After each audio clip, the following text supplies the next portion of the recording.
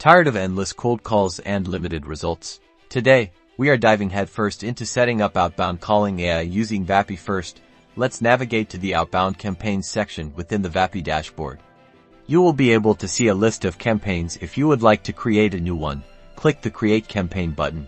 Clicking this button will initiate the creation of your first AI-powered outbound calling campaign, where you can add the campaign name and description. Next, let's go over the most important part, which is the campaign configuration section. Here, you'll define the AI parameters, such as the caller ID, call script, and target audience.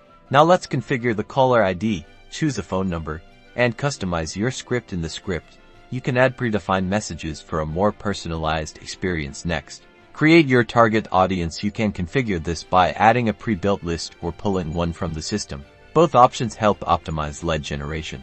Finally, review your campaign settings one last time and hit save to start the campaign.